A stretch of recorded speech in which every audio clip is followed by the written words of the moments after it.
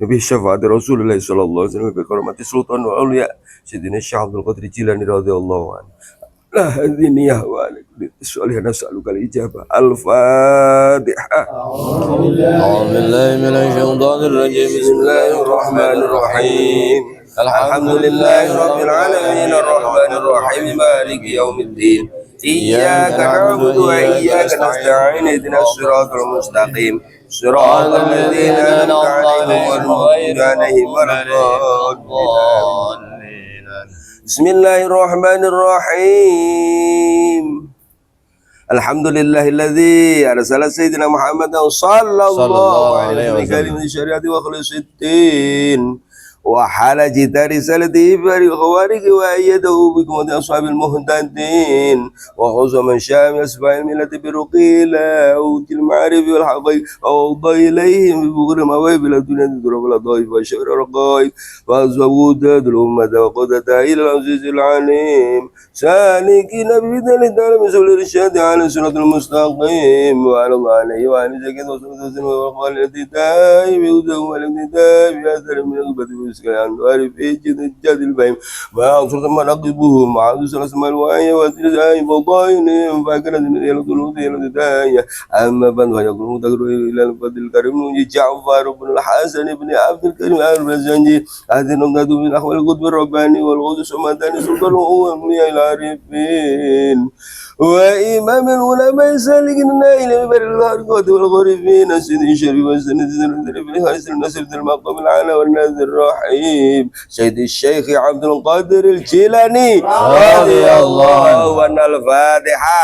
أعوذ بالله من الشيطان الرجيم بسم الله الرحمن الرحيم الحمد لله رب العالمين الرحمن الرحيم مالك يوم الدين إياك نعبد وإياك نستعين اهدنا الصراط المستقيم صراط الذين أنعمت عليهم غير المغضوب عليهم ولا الضالين. ومن له في حضرة الشيخ عبد العزيز وحمد وثقة الشيخ عبد الوهاب الشعراني الذي لا حله الفناء وانسراج دمشق الصاغي بكتاب تجنر وهو رغبة من نشر الأخوال الكمال وبث من أقل الأخيار واستنزال الشيخ رحمة وبركة الغزار إذ بدرك له أكبر السماوات العالية وتنهل في حضرة القدس صوب البيوضة الإلهية ووصلوا بوسائد من أهل الدرجة وطلب الامتداد بالأسر فلا يجرب الحاضرون عند بلوغ القارئ إلى في أحباره وسميت بالوجين الثاني فدر وضمن بالقطب الرباني سيدنا الشيخ عبد القادر الجيلاني رضي الله عنه. الفاتحة. أعوذ بالله من الشيطان الرجيم بسم الله الرحمن الرحيم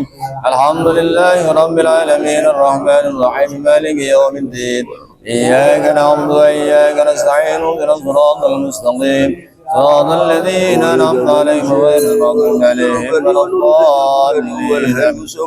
والغوث نور وهو أبو محمد عبد القادر الجيلاني رضي الله عنه. الفاتحة. أعوذ بالله من الشيطان الرجيم بسم الله الرحمن الرحيم الحمد لله رب العالمين الرحمن الرحيم مالك يوم الدين إياك نعبد وإياك نستعين اهدنا الصراط المستقيم صراط الذين أنعمت عليهم غير المغضوب عليهم ولا الضالين.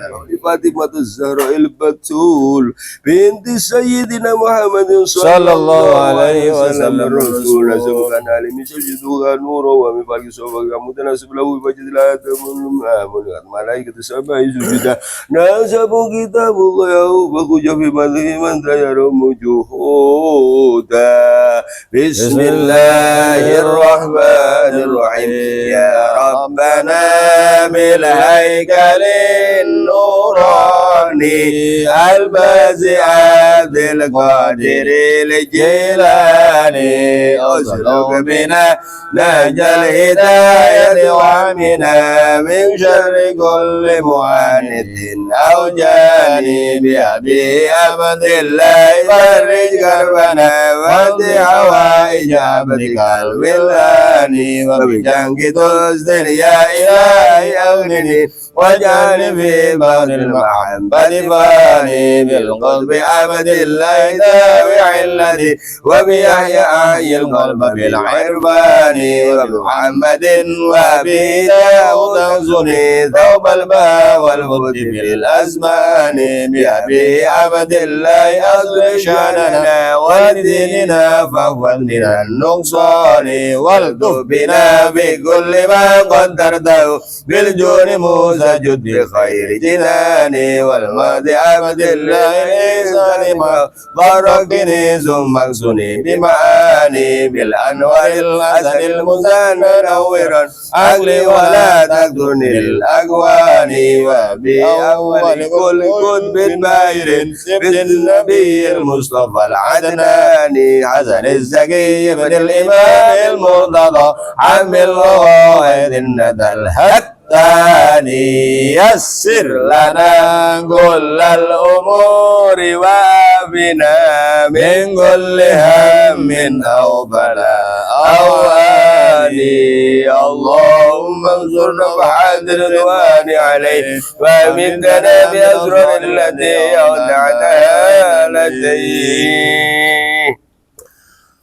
بسم الله الرحمن الرحيم. ولد رضي الله بجلال وهي بلاد متفرقة من وراء دبرستان في سنة 77 و400 وكان في طفوليته يمتلئ من الرضاعة في نهار رمضان عناية من الله تعالى به ولما ضرر سار إلى طلب العلم وقصد كل مفضل علم ومد يده إلى الفضائل فكان أسوأ من الحظ ظلم وتفقها بالوفاء علي بن عقيل وبالخطاب الكواني محفوظ بن أحمد الجل وبالحسين محمد بن الغادي على وغيرهم ممن تنزل عرائس العلوم وتجلى وانظر الأدب على بزكريا يحيى بن علي بن بريزي واقتبس من أن يقتبس وأخذ علم طريقة عرف بالله شيخ أبي الخير أحمد بن مسلم الدباس ولم يزمد القاضي أبي سعيد المبارك الخير قد الشريف قد الصوفية ودعا النبى بأدب الوفية ولم يزل ملحوظا بالعناية الربانية حارجا في معارج الكمالات بهمة الأبية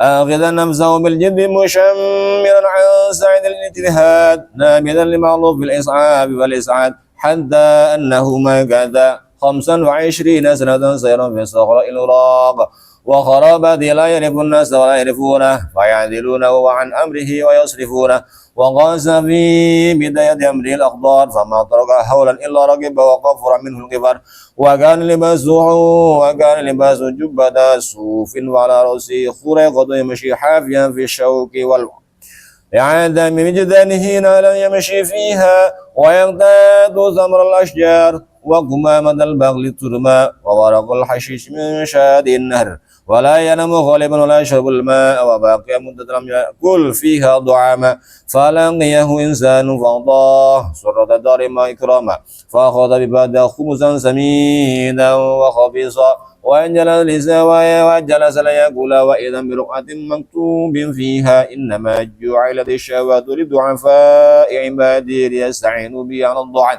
وأما الأغنياء فما لهم الشهوات فترك الأكل وأخذ المنزل وترك ما كان فيه وتوجه بالقبلة وصلى ركعتين وانصرف وفهم أنه محفوظ ومدنا به وراء اللهم انصرنا وعزنا وجليه وامدنا بأسر الذي أودعنا ورافقه الخضر على أمير وعلي أفضل الصلاة والسلام أول دخول العراق ولم يكن شيء يعرفه وأشرط على الحاضر ألا يخالف المخالفة سبب الفراق فقال الخضر اقعد ها هنا فقعد في المكان الذي أشار إليه بالقعود فيه 3 سنين يأتي في كل سنة مرة ويقول له لا تبرح عن مكانك حتى آتيك ونام مرة في إيوان كسرى من المدائن في ليلة باردة فاحتلم وذهب إلى الشط واغتسل ثم نام فاغتلم وذهب إلى الشط واغتسل ووقع له ذلك في تلك الليلة 40 مرة ثم صعد على جدار الإيوان خوفا من النوم وحافظة على الظهارة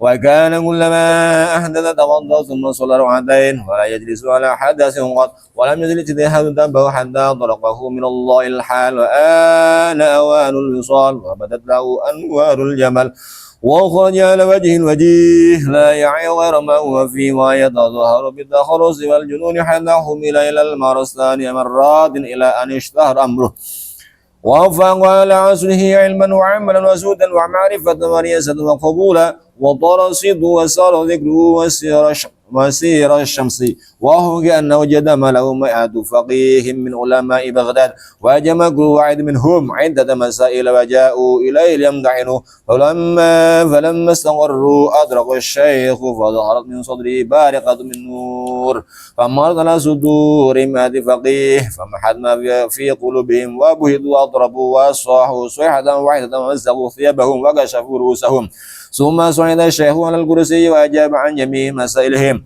فانضربوا بفضله وخضعوا له من ذلك الوقت وكان رضي الله عنه يقرأ في 13 علما التفسير والحديث والخلاف والأصول والنحو والقراءة وغير ذلك وكان يفتي على مذهب الإمام الشافعي والإمام أحمد بن حنبل رضي الله عنهما وكان علماء العراق يتعجبون من فتواه ويقولون سبحان من الله ورفع إليه مرة سؤال عجز العلماء عن جوابه سورة رجل حلف بالطلاق الثلاث أنه لابد أن يعبد الله تعالى عبادة ينفرد بها دون الخلاق أجمعين في ذلك الوقت فما خلاسه فقال رضي الله عنه على الفور خلاسه أن يأتي مكة المكرمة ويخلي المطاف له فيطوف أسبوعا واحدة وتنحل يمينه فلله دره رضي الله عنه اللهم انصرنا بعد الرضوان عليه ومنتنا بالأسرار التي أودعتها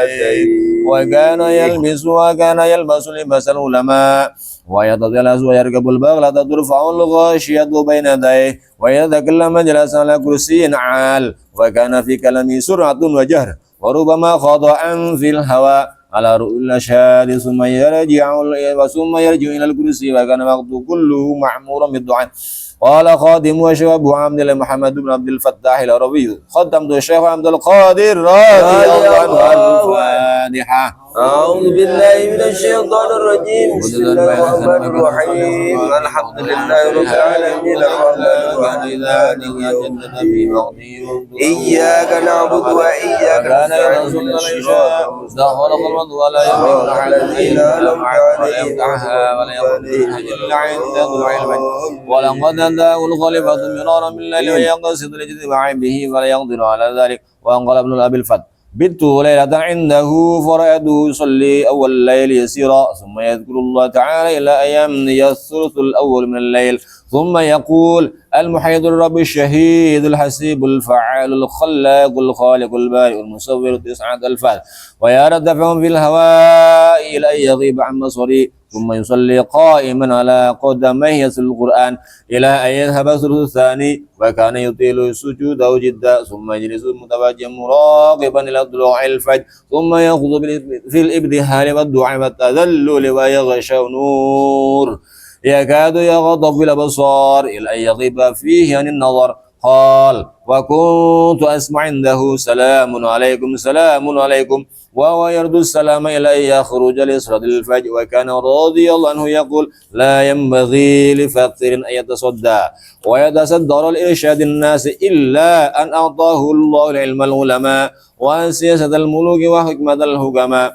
قال ورفع إليه مرة ساس ادعى أنه يرى الله تعالى بعين رأسه فقال حق ما يقولون عنك فقال نعم قال فزجره وانتهره وعهده على ألا يعود إلى ذكر ذلك ثم التفت الشيخ إلى الحاضرين السالكين له أمحق هذا أم مبدل فقال هو محق في قول ملتبس عليه وذلك أنه شهد ببصيرته نور الجمال ثم خلق من بصيرته منفذ فرأى بصره بصيرته وشعاعها متصل بنور شهوده فظن أن بصره رأى ما شهدته بصيرته وإنما رأى نور بصيرته فقد وهو لا يدري فاضرب العلماء والصوفية من سمع ذلك الكلام ودويس قال وذكر أنه يرى له مرة من المرات نور عظيم أضاء بالأفق وبدا له في ذلك النور صورة فنادتني يا عبد القادر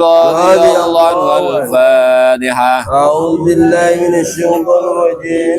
بسم الله الرحمن الرحيم. الحمد لله رب العالمين الرحمن الرحيم مالك يوم الدين. إياك نعبد وإياك نستعين اهدنا الصراط المستقيم صراط الذين أنعمت عليهم غير المغضوب عليهم ولا الضالين آمين. أنا ربك وقد بعث لك المحرمات فقلت أعوذ بالله من الشيطان الرجيم اخسأ يا العين. قال فإذا بذلك النور ظلام والصورة دخان ثم صرخ يا عبد القادر رضي الله عنه. أعوذ بالله من الشيطان الرجيم. بسم الله الرحمن الرحيم. الحمد لله رب العالمين الرحمن الرحيم مالك يوم الدين. إياك نعبد وإياك نستعين اهدنا الصراط المستقيم صراط الذين أنعمت عليهم غير المغضوب عليهم ولا الضالين آمين. أجوت مني بعلم بعلم ربي وفقهك في أحكام منازلك ولقد أدلت بمثل هذه الواقعة 70 من أهل الطريق فقلت لربي الفضل والمنة فقيل شيبي عرفت أنه شيطان فقال من قوله أبحت لك المكرمات فعلمت أن الله تعالى يأمر بالفحشاء. اللهم انصرنا بعد الرضوان عليه ومدنا من أسرار الذي أودعتنا إليه وكان رضي الله عنه الأغنياء ولا يقوم لأحد من الأمراء ولا أركان الدولة وكان كثر يرى الخليفة قاصد له وهو جالس ويدخل خلوة ثم يخرج على الخليفة بعد وصوله إعزازا لطريق الفقراء ولئلا يقوم للخليفة وما وقف بباب وزير ولا سلطان ولا قبل هدية من الخليفة قط حتى عتبه على عدم قبول هديته فقال الشيخ أرسل ما بدا لك واحضر معه فحضر الخليفة عند الشيخ ومعه شيء من الضفة وإذا كل الضفة معه شؤون دما وقيحا فقال الخليفة كيف تلومون على عدم أكلنا من هذا وكلوا مغشوم بدماء الناس فاستغفر الخليفة وتابع على يديه وكان يأتي فيقف بين يدي الشيخ كأحد الناس وصحبه إلى أن مات وكان رضي الله عنه مع جلالة قدره وبعد سيده وعلو ذكره يعظم الفقراء ويجالس ويفري لهم ثيابهم وكان يقول الفقير الصابر أفضل من الغني الشاكر والفقير الشاكر أفضل منهما والفقير الصابر الشاكر أفضل من الكل وما حب البلاء وتلذذ به إلا من عرف المبلي وكان يقول اتبعوا ولا تبتدعوا واتيعوا ولا تمركوا واصبروا ولا تجزعوا وانتظروا الفرج ولا تيأسوا واستمعوا ولا ذكر الله تعالى ولا تتفرقوا وتطهروا بالتوبة عن الذنوب ولا تلطحوا وعن باب مولاكم لا تبرحوا وكان يقول لا تحذر جلب النعماء ولا دفع البلوى فإن النعماء واصلة عليك بالقسمة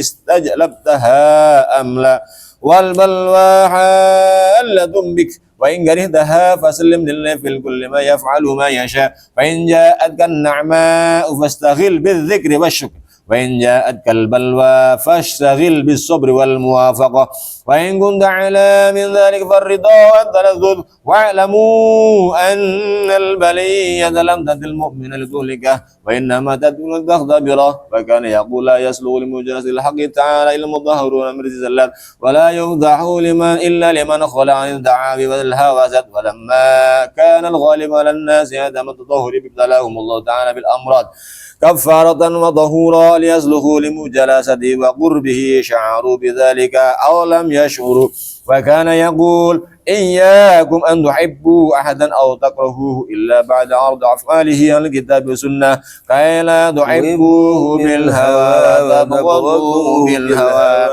اللهم انصرنا وعلى الرضوان عليك ومدنا بالأسرار التي أودعتنا إليك وكان رضي الله عنه لا يجلس الذباب على ثيابه دراسة له من جده صلى الله عليه وسلم فقيل له في ذلك فقال أي شيء يعمل الذباب عندي وليس عندي من تلك الدنيا معاصي الآخرة. ومن كرامته أنه جلس مرة يتبط فقدر عليه عصفور ولا فرس وخر العصفور ميتا فغسل الثوب ثم تصدق به من العصفور.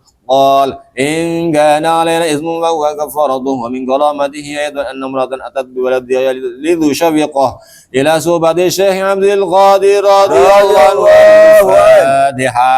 أعوذ بالله من الشيطان الرجيم. بسم الله الرحمن الرحيم. الحمد لله وتسلك أوفى بالمجاهدة بوصول طريق السلام ورأته يمنى إياك نعبد وإياك نستعين فأخذنا شيء وجدت بين يدي العظمى تجدها ملعوبة فسألته عن المعنى في ذلك فأخذت عن شيء ويدعو عن العظمى قال أقوم بإذن الله تعالى الذي يحيي العظام وهي رميم.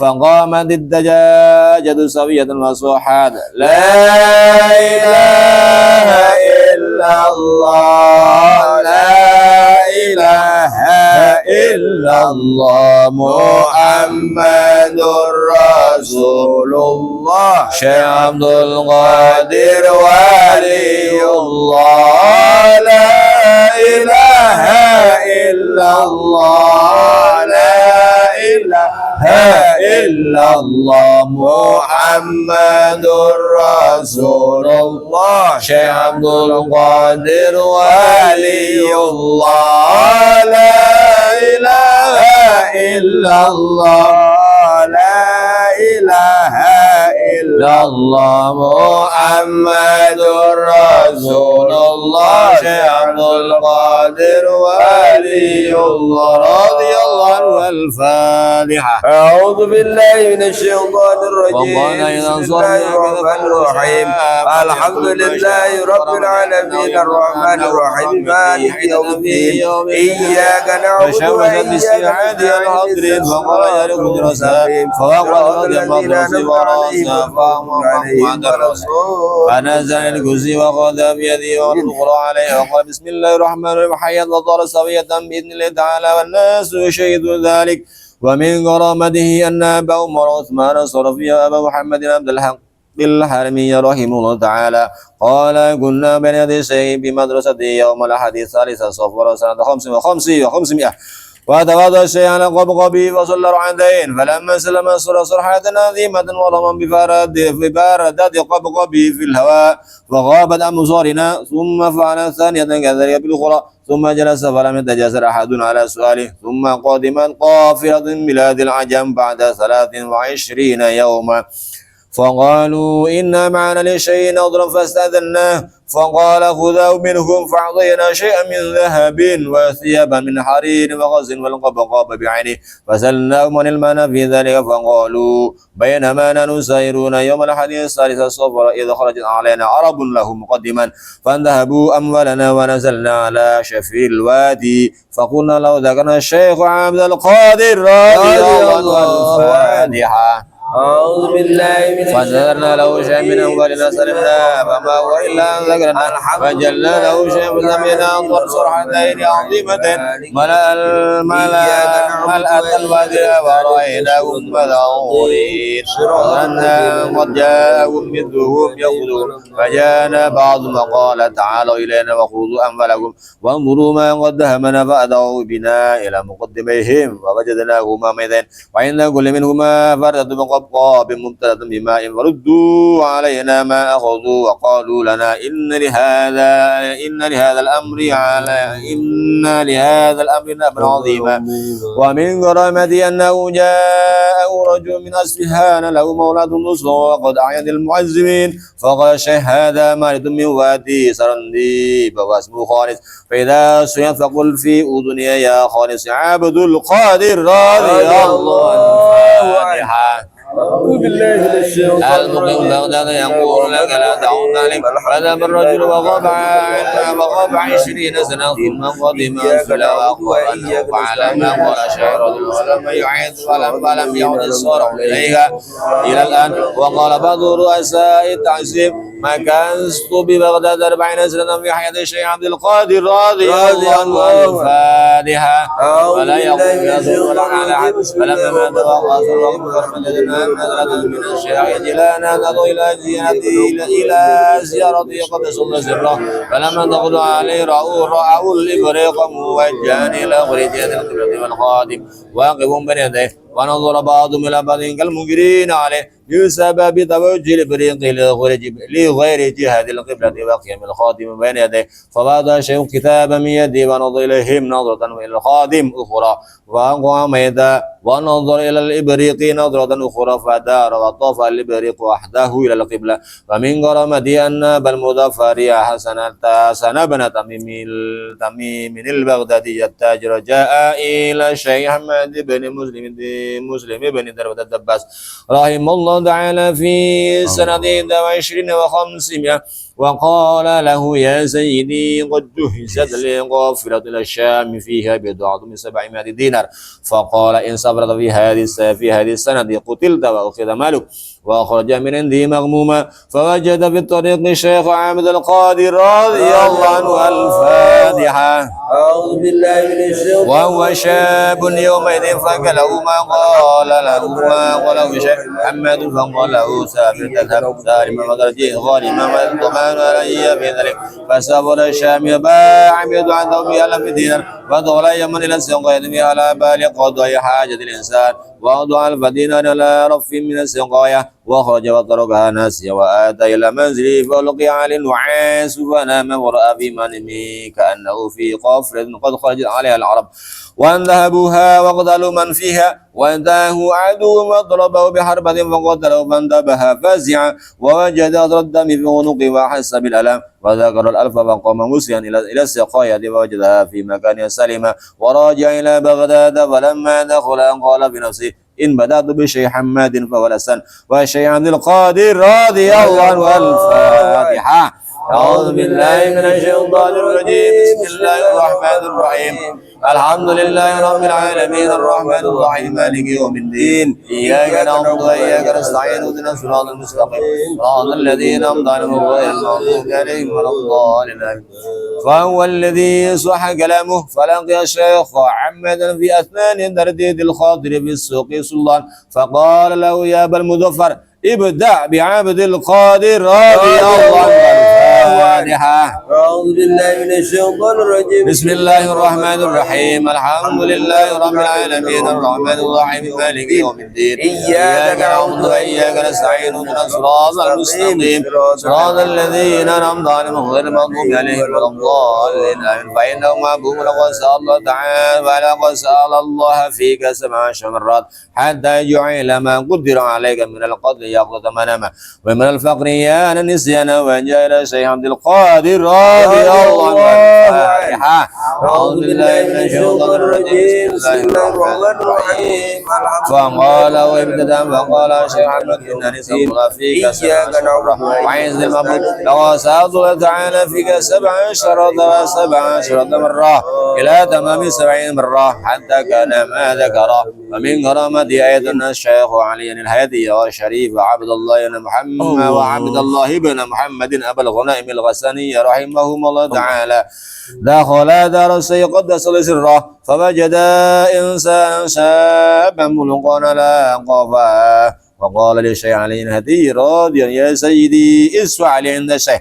فلما ذكره له وهبه له بقوله: قد وهبته له، فخرج إلى الرجل الملقى وعرفه بذلك، فقام الرجل وخرج من قوة في الدهليز وطار في الهواء، فرجع إلى الشيخ وسأله عن حال الرجل، فقال: إنه مر في الهواء، وقال في نفسه: ما في بغداد رجل مثلي، فسلبته حاله ولولا الشيخ علي ما رددته له. من كرامة أيضا أن الشيخ أبا الحسن المعروف بابن طنطنة البغدادي رحمه الله تعالى قال: يوم وفاة الشيخ عبد القادر رضي الله عنه. أعوذ بالله من الشيطان الرجيم. قدس الله سره ونور ضيعكم واستغفر بعلمكم واغفر سارة ترقب حاجة أو إياك مخرج نعبد من وإياك داره في نستعين. صبر سنة ثلاثين و500 فنولوا بريقا فلم يأخذه وقصد باب المضض فأشر إليه فانفتح وخرج وخرجت وخلفه وأنا أقول في نفسي إنه لا يشعر بي ثم انخلق ثم باب المدينة كذلك ثم مشى غربعين فإذا نحن ببلدة لا أعرفها فدخل مكان كالرباط فإذا فيه 6 رجال قعود فلما رأوا الشيخ عظموه وبادروه بالسلام إليه ولجأت إليه سارية فسمعت أنينا من ذلك المكان ثم بعد يسير سكن ذلك الأنين ثم دخل الرجل إلى تلك الجهة التي فيها الأنين وخرج يحمل رجلا من ذلك الجانب ودخل الشمس مكشوف الرأس طويل الشارب فوقع بين يدي الشيخ فأخذ على عهد بشهادتين وقص رأسه وشربه والبسه طاغية وسمى محمدا وقال لستة قد أمرت أن يكون هذا بدلا عن الميت فقل سمعا وطاعة ثم دخل ثم خرج وتركهم وخرجت معهما مشينا غير بعيد وإذا نحن عند باب بغداد فانفتح كأول مرة ثم تاب بالمدرسة كذلك فدخل داره ثم في الغد جلست بين يديه أقرأ فمنعتني هيبته فقال يا بني اقرأ ولا عليك فقسمت عليه أن يبين لي ما رأيت بالأمس فقال أما البلد هنوند ومسيط وهم الأبدال النجبة ومسب الأنين فسبهم كان مريضا فلما حضر الوفاة حجيت عد وفاته وأما الذي حمله على عاتقه فأبو العباس الخضر عليه السلام أخذه ليتولى أمره وأما الذي أخذ عليه العهد فنصري من القسطنطينية أمرت أن يكون عوضا المضافى والآن منهم قال أبو الحسن وأخذ علي العهد أن لا أحدث بذلك لأحد أماد محيا وقال احذر من إفشاء السر في حياتي وذكر الشيخ عبد الله الموصلي أن الإمام المستنجد بالله أبا المظفر يوسف جاء إلى الشيخ قدس الله سره وسلم عليه واستوصاه ودعا بين يدي مالا في 10 أكياس يحمل 10 من الخدام فردها الشيخ الخليفة إلا أن يقبلها ولا حال الشيخ وقد الشكيسين منها في يديه وهما آخر الأكياس أحسنها وعنصرهما فسلدهما وقال الشيخ الخليفة أما تستحي من الله تعالى أن تأخذ دم الناس وتقابلني به فغشي الخليفة في الحال وقال الشيخ وعيسى المعبود لولا حرمة اتصاله برسول الله صلى الله عليه وسلم لطرد ما يجريه إلى منزله قال عبد الله المذكور وشهد الخليفة عنده يوما فقال شيء أريد أشياء من الكرامة ليطمئن قلبي قال ما تريد قال تفاحا من الغيب ولم يكن آوانه بالغراق فمد الشيء يده في الهواء فإذا فيها تفاحتان وناوله بإحداهما وكسر الشيء التي في يده فإذا هي بيضاء تفوح منها رائحة المسك وكسر الخليفة الأخرى فإذا فيها دودة فقال ما هذه والتي بيدك كما ترى قال كما أرى قال الشيخ يا أبا المظفر هذه لمستها يد الظالم فدولت كما ترى وهذه لمستها يد الولاية فانضبط قد تقدمت قصة الدفاع الذي جاء به الخليفة عليه الشيخ وكرامته أكثر من أن تقصى وأعظم من أن تستقصى رضي الله عنه وعنا بضاء الرفيق ومدنا بمدده الوسيع الله انصرنا وعاد عليه ومدنا بالأسرار التي أودتها لديه وكان رضي الله عنه يقول وهو من باب التحدث بالنعمة لقوله تعالى وأما بنعمة ربك فحدث ما مر المسلمون لباب المخلوقات إلا خفف الله عنه العذاب يوم القيامة وأخبر أن شخصا يسير في قبره فمضى إليه وقال إن هذا زارني امرأة ولابد أن يرحمه الله تعالى فلم يسمع له بعد ذلك الصلاة وقال رضي الله عنه صلى حسين الحلاج عصرة فلم يكن في زمانه من يأخذ بيده ولا كنت في زمنه لأخذ بيده وكان كل من أعطى مركوبه من جميع أصحابي ومردي ومحبي إلى يوم القيامة أخذ بيدي كل ما عاصر حيا وميتا فإن فرسي مسرد ورمحي منصوب وسيفي مشهور وقاسي مدسور لحفظ مريدي وهو غافل وقال رضي الله عنه أنا نار الموقدة، أنا سلب الأخوال، أنا بحر بلا سائل، أنا محفوظ،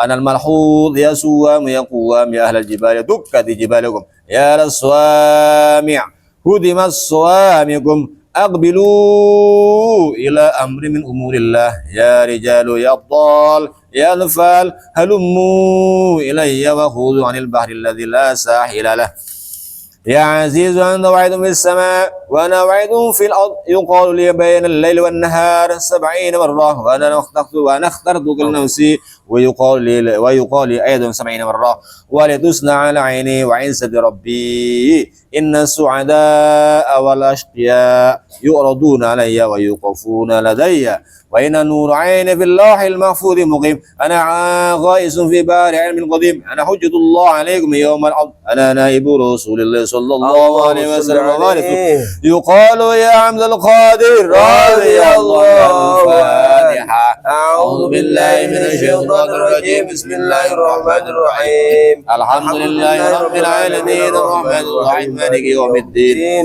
إياك نعبد وإياك نستعين اهدنا الصراط المستقيم صراط الذين أنعمت عليهم غير المغضوب عليهم ولا الضالين آمين.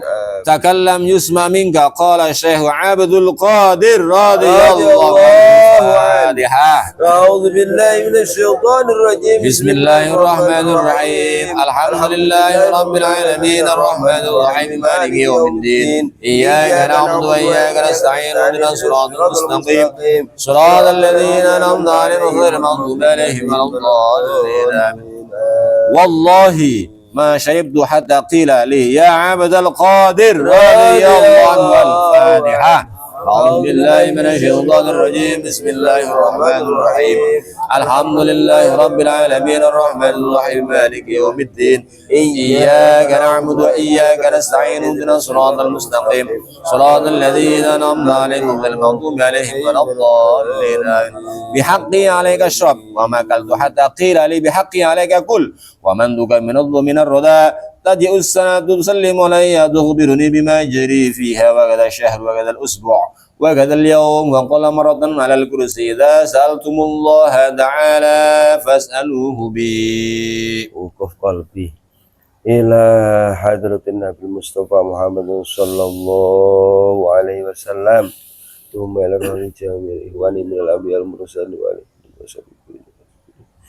ثم إلى روح الأولياء المتصرفين، خصوصا لحضرة سيدنا الغوث سلطان الأولياء الشيخ عبد القادر الجيلاني رضي الله عنه، وسائر الأولياء والعلماء والصديقين والشهداء الصالحين وجميع المشايخين والشيخين وآبائنا وأمهاتنا وإخواننا المسلمين والمسلمات والمؤمنين. شيخ لله لهم الفاتحة. أعوذ بالله من الشيطان الرجيم، بسم الله الرحمن الرحيم، الحمد لله رب العالمين الرحمن الرحيم مالك يوم الدين، إياك نعبد وإياك نستعين اهدنا الصراط المستقيم صراط الذين أنعمت عليهم غير المغضوب عليهم ولا الضالين. أعوذ بالله من الشيطان الرجيم، بسم الله الرحمن الرحيم، اللهم صل على سيدنا محمد وعلى سيدنا محمد، الحمد لله رب العالمين. اللهم إنا نسألك ونتوسل إليك بوليك الغوث يا شيخ الثقلين يا قطب الرباني يا غوث الصمداني يا مقي الدين أبا محمد سيدنا الشيخ عبد القادر الجيلاني رضي الله عنه. Inna natawassalu bika ila rabbika fi qudai hajatina. Inna natawassalu bika ila rabbika fi qudai hajatina. Inna natawassalu bika ila rabbika fi qudai hajati man hadara fi hadzal majlis.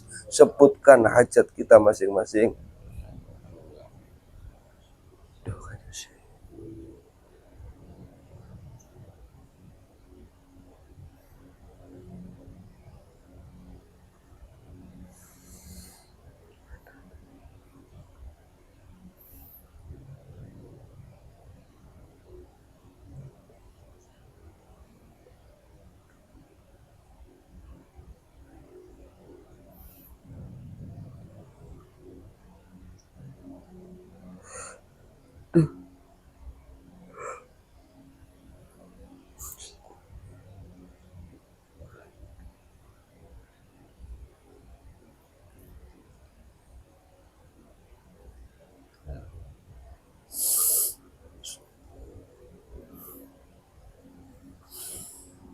Allahumma syafi'un fina syafa'an tujina biha min jami'il ahwali wal afat wa Amin. taqdi lana biha jami'al hajat wa Amin. taqbina jami'al muhimmat wa tarfu biha ala darajat wa ta'fu fiha anna jami'al baliyat wa Amin. takhulu bi jami'al mushkilat wa Amin. jami'al da'wat wa tasfina bi jami'al asqam wa Amin. dad wa su'ulana biha arzaqat tayyibat wa Amin. su'ulana biha aqibat wa khatibat innaka ala kulli syai'in Amin. qadir alhamdulillahi rabbil alamin. وكان رضي الله عنه أسمر اللون مغرون الحاجبين عريض اللحية طويلها عريض الصوت نحيمة البدن ربع القامة جوهري الصادمة هي الصادس علي الدمع شديد الخشية كثير الهيبة مجاب الدعوة كريم الأخلاق طيب الأوراق عبد الناس الفوش وقربه من الحق شديد البأس إذا انتهك محارم الله عز وجل لا يغضب لنفسه ولا ينصر لربه ولا يرد سائلا ولا بحديث ثوبه وكان التوفيق رائدا والتأييد معارضا والعلم هذبا والقرب مؤيدا والمحاضرة كنزا والمعرفة حرزا والخطاب مسا واللغز سفيرا والأنس نديما والبس نسيمة والصدق رايدا والفقد ضعد والعلم ضعدا والذكر سمير والمكشفة غداء والمشاهدة شفاء وآداب الشريعة ظاهرة صوب الحقيقة شرائره قال متفيد الموافقة ما تبري من الحول والقوة وطريقه وتجريد الضعيد وضعيد التفريد مع الحضور في موقف العبودية بشر قائم في موقف العبدية لا بشيء ولا لشيء وكانت عبوديته مستمدة من محض كمال الربوبية فهو عبد سماع مصاحبة التفرقة المرافقة الجميع مع لزوم أحكام الشريعة وفضائل رضي الله عنه كثيرة وأحواله أظهر من شمس الظهيرة وكانت وفاته دامت بار علينا بركاته في اليوم 11 من شهر ربيع الثاني سنة 61 و500 وعمره 91 سنة وطفن ببغداد وقبره ظاهر الزار يقصد من سائر الأقطار رضي الله عنه ونفعنا به أجمعين اللهم آمين اللهم آمين اللهم انصرنا وعد الرضوان عليه ومدنا بالأنصار التي أودعنا وعيد ما أردناه وتم ما اهتممنا به وقصدناه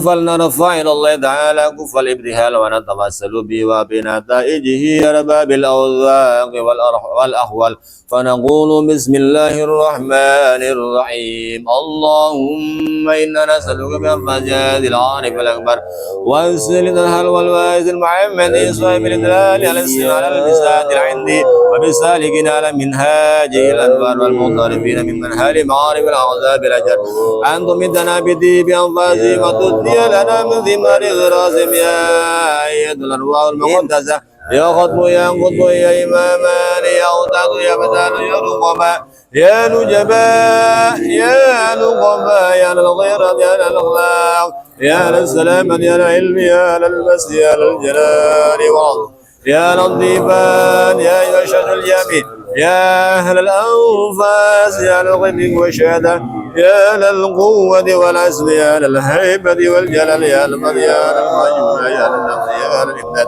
يا للسلسلة الجرى يا قطب يا قطب القاهر يا قطب الرقائق يا قطب السقيد ربر بابن الساقد العسل يا للغنى بالله يا قطب الخشية يا للعين التحكيم والزويد يا للبدلاء يا لليابسين يا للظلم يا غفران يا سمي يا يوبد يا زهاد يا رجال يا أخبار يا ربنا يا سمراء يا ورث الظالم والسابق والمقيم والسابق بالخير والسابق بالحرام أيها الأرواح الطائر كونوا عونا لنا في نجاح الظلمات كونوا عونا لنا في نجاح الظلمات كونوا عونا لنا في نجاح الظلمات وتيسير المراد من هذه الأزمات وزمن الرعاية وسجن وتنفيذ الظلم وزاد الهدم وكشف القلوب وغفران رب العالمين عباد الله رجال الله حرثنا لأجل الله وكونوا لنا لله سنى الله بفضل الله على الكافي صلاة الله على الشافي سلام الله بمحيي الدين خلصنا من البلوى يا الله ويا أقدر ويا أوجه ويا سند ويا أغبى أنتم يا أولي الألباب تعالوا وانصروا لله سألناكم ولزلفى رجوناكم وفي أمر قصدناكم فشدوا عزمكم لله فيا ربي بسدادي تحقق لي إشاراتي يا سدادي بشاراتي ويزفو وقتنا لله بكسب الحجب عن عيني ورفع البين من بيني وطمس الكيف والعين بنور الوجه يا الله صلاة الله مولانا على من بالهدى جانا ومن بالحق أولانا شفيع الخلق عند الله على الكافي صلاة الله على الشافي سلام الله بمحيي الدين خلصنا من البلوى يا الله آمين يا الله اللهم كما حضرتنا خطبة kita الذي أمرنا به يا الله الذي أمرنا بين على الحرم ونفذ عنه آمين وجعل الله ويتسم الآيات آمين يا الله آمين يا الله يا رب اللهم وصل علينا يا الله وإلى مرة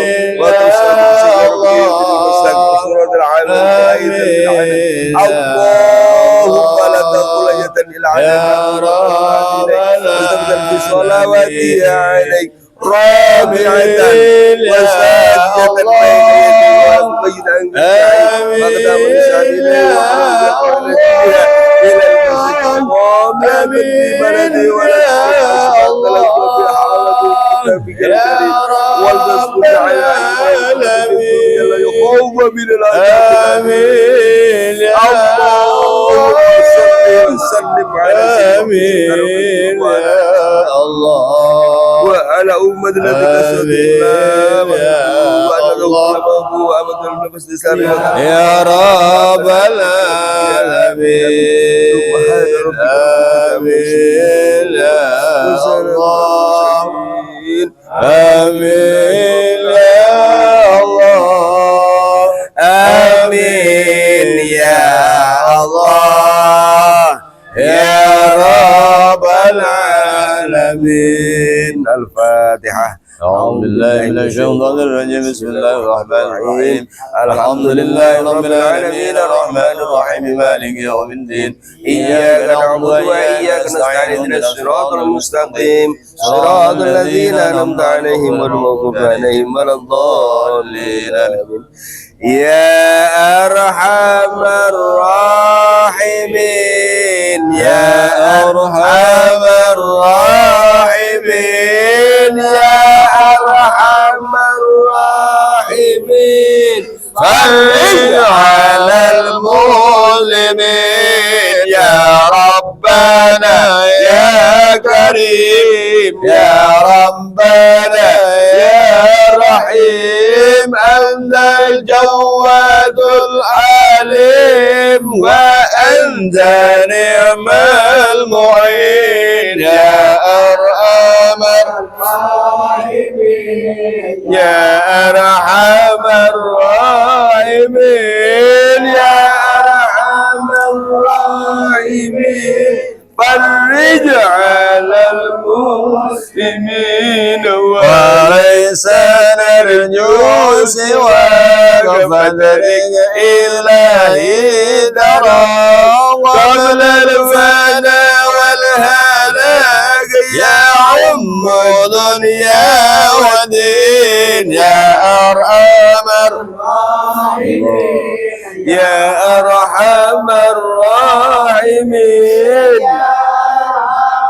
الله الرجال المسلمين وما لنا ربنا سواك يا حسبنا يا ذا العلا والغنى ويا قوي يا مدين يا أرحم الراحمين يا أرحم الراحمين يا أرحم الراحمين فرج على المسلمين نسألك وليقيم ونسألك نستقيم على هداك القويم ولا نطيع اللعين يا أرحم الراحمين يا أرحم الراحمين يا أرحم الراحمين فرج على المسلمين ربنا يا مجيب أنت السميع القريب وقل وسيع الرحيم فاغفر للمؤمنين يا أرحم الراحمين يا أرحم الراحمين المسلمين نرد غير الغنى عنا والذل المنى منا وكل لنا نطه في كل عين يا أرحم الراحمين يا أرحم الراحمين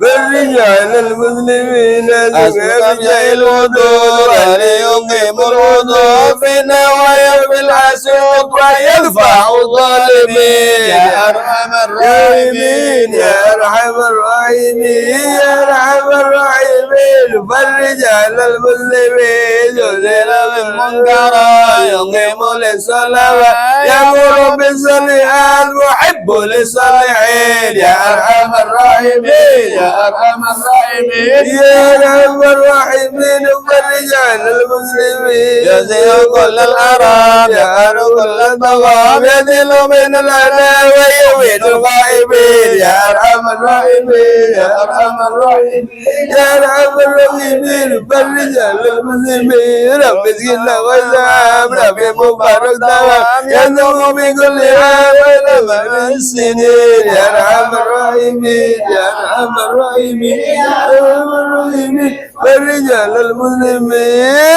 ربنا الشاكرين ووفقنا المسلمين وابعث من الآمنين في زمرة سابقين يا أرحم الراحمين يا أرحم الراحمين يا أرحم الراحمين فرج على المسلمين بك الله الرسول جد ربنا بالقبول ومن كل الرسول رب استجب لي امين يا ارحم الراحمين يا ارحم الراحمين يا ارحم الراحمين فرج على المسلمين وضاء ربي جزيل وكل فعل جميل وبك طويل فاجد على الطامعين يا ارحم الراحمين يا ارحم الراحمين يا ارحم الراحمين المسلمين يا ربي ضغطنا من فعل ما لم يضاق فامنن بفك الغلاق لمن بذنبه رهين يا أرحم الراحمين يا أرحم الراحمين يا أرحم الراحمين فرج على المسلمين واغفر لكل الذنوب واستر لكل العيوب واكشف لكل الكروب وفي على المؤمنين يا أرحم الراحمين يا أرحم الراحمين يا أرحم الراحمين فرج على المسلمين واختم بأحسن الختام إذا دان الانصراف وعاد عين الإمام وزاد رسم الجبين يا أرحم الراحمين يا أرحم الراحمين يا أرحم الراحمين فرج على المسلمين ثم الصلاة والسلام على شفيع الأنام والآل نعم الكرام والصحب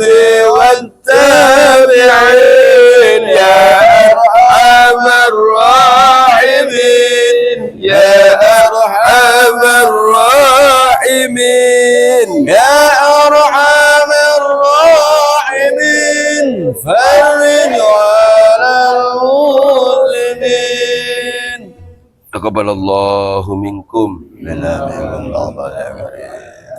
Akhirul qawli assalamualaikum warahmatullahi wabarakatuh. Waalaikumsalam.